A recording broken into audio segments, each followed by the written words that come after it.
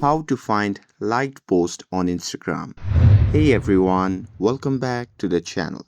In today's video, I'm going to show you how you can easily find the liked post on Instagram. So now without further ado, let's get started.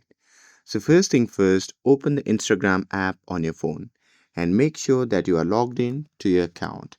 And here, once you are inside the app, just tap on the profile icon shown in the bottom right corner of the screen.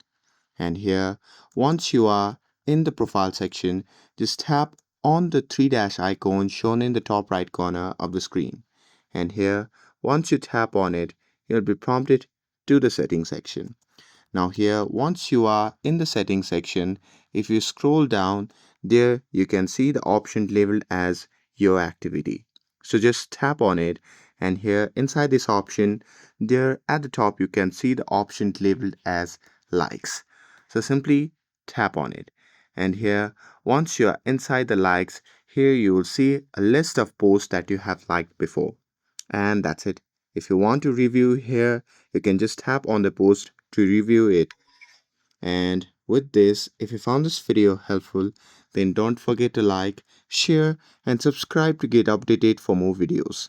Thanks for watching, and I'll see you in the next video.